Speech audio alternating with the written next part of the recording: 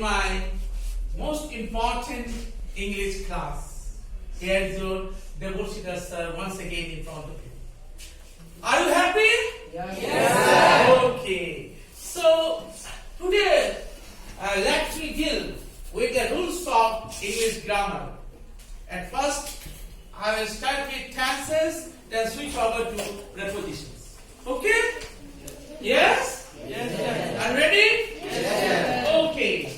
Now, my dear students, the first rule number 1 of simple present tense or present indefinite tense of the verb states that simple present tense or present indefinite tense of the verb is used in case of universal truth. In case of universal truth. Okay. As for example, the sun rises in the east, the sun sets in the west, the earth moves around the sun. These are all universal truths. Why?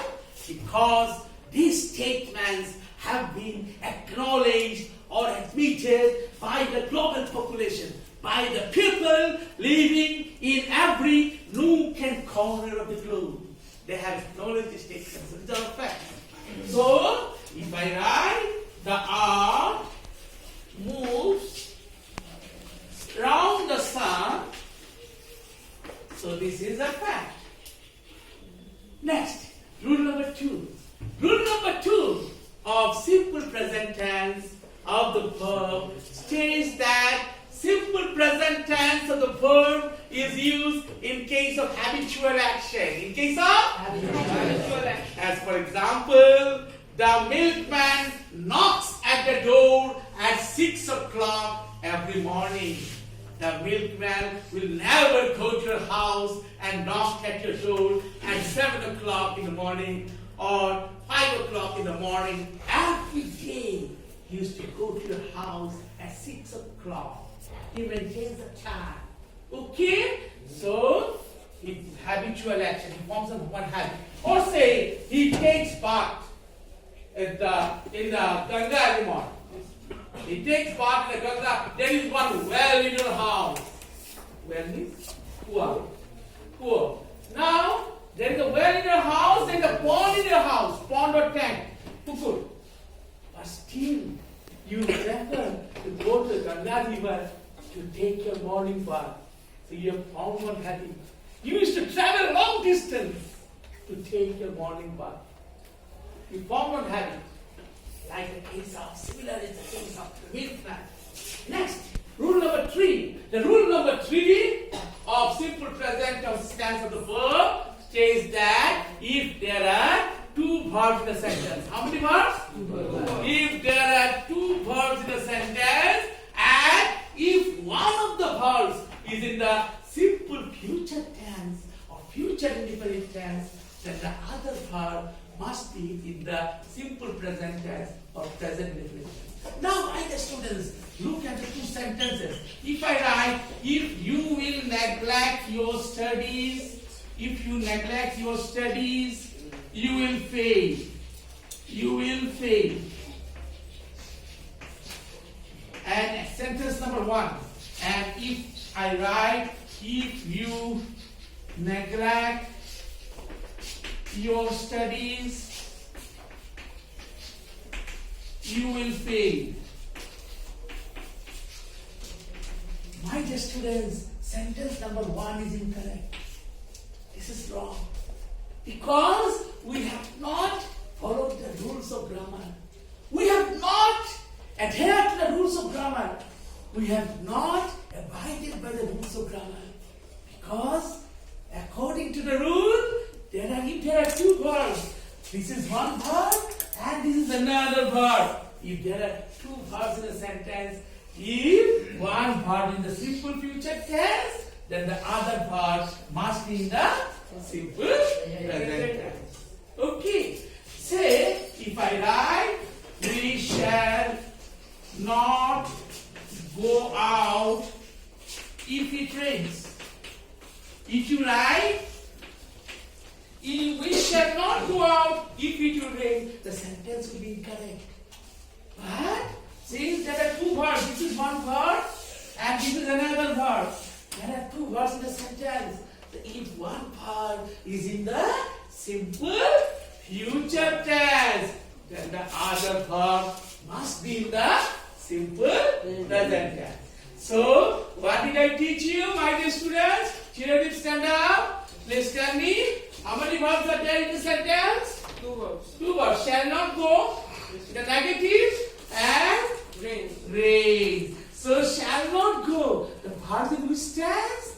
Simple future tense. Then the other verb must be in the simple present tense. Sit down. Now, my dear children, the fourth rule of simple present tense of the verb says that only in case of third person singular number simple present tense or present indefinite tense of the verb we add s or es with the base form of the verb. Which is the base form, somebody? Which is the base form? Be base 1. Okay, sit down.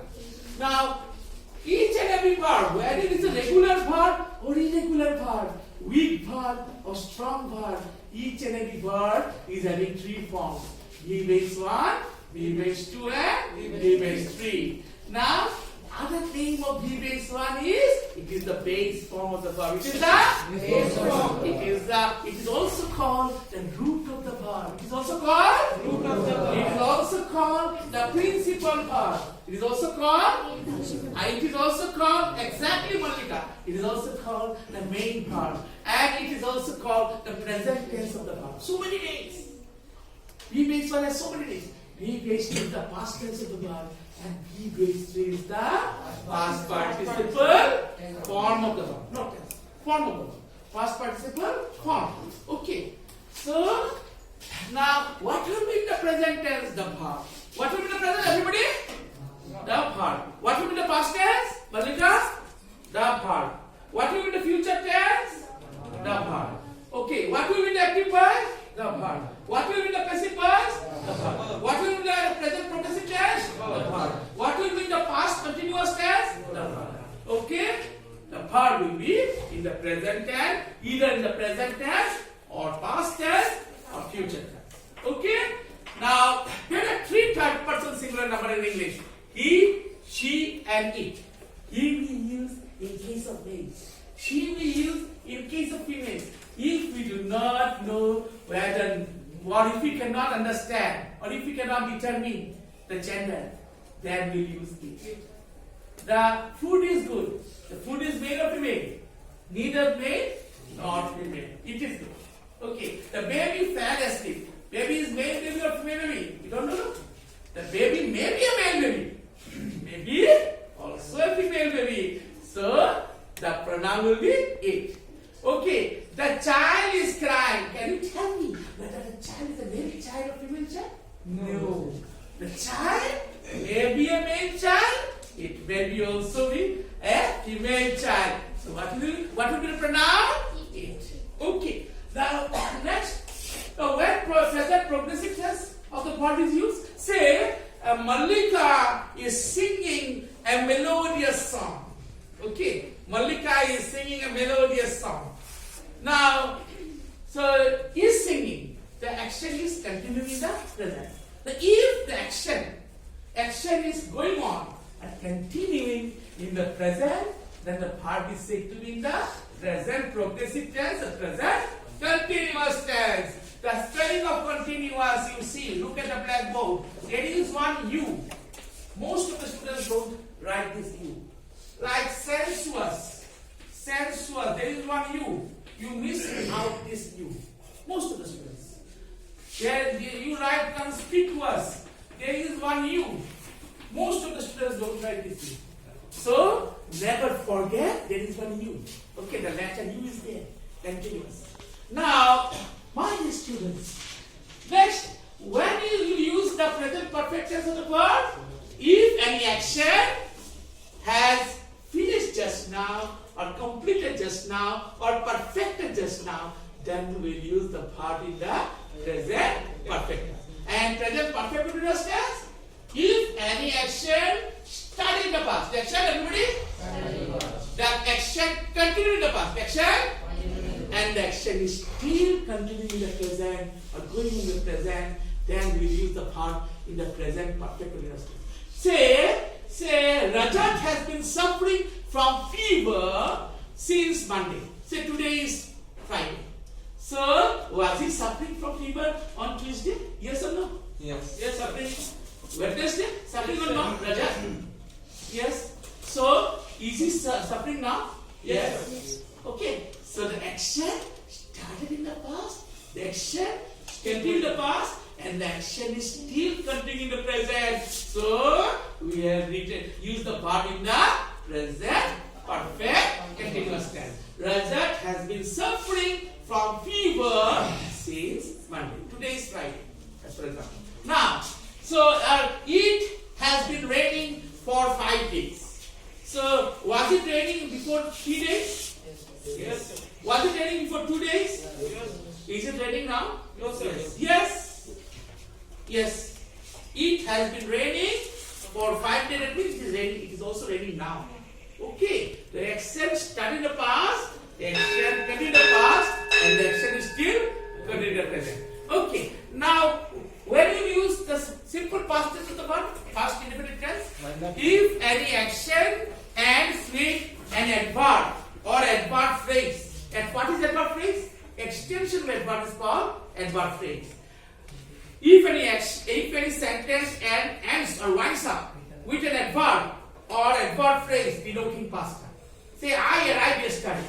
I is subject, arrived is the verb in the simple past tense, and yesterday is adverb of time. So it is an adverb. Yesterday is adverb. Okay. So we have used the verb in the simple past tense.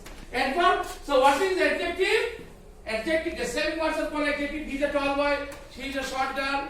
Tall, short girl are adjective, describing the stature of the boy or girl, or height of the boy or girl.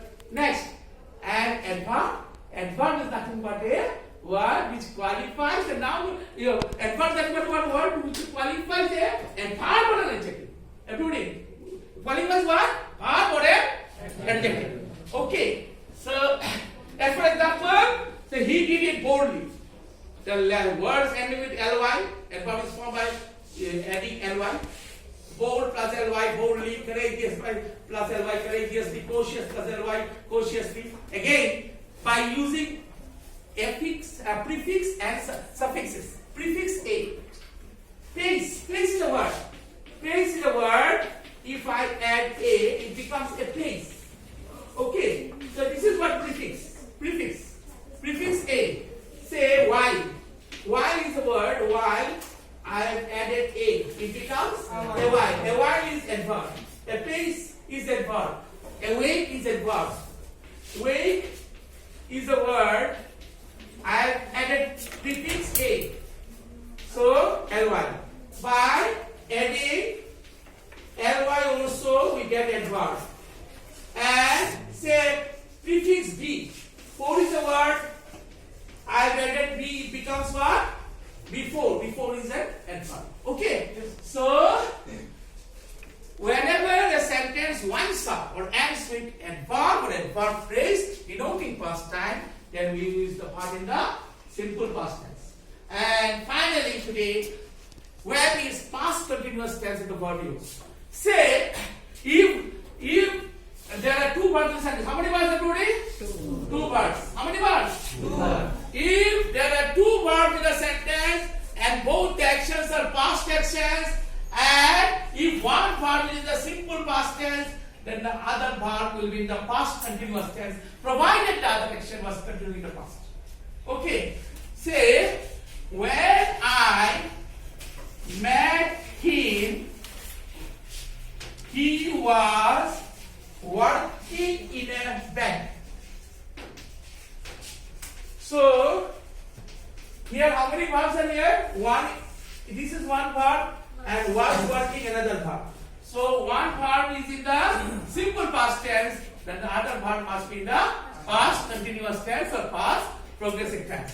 Have you understood, everybody? Yes. Any doubts? Any confusions?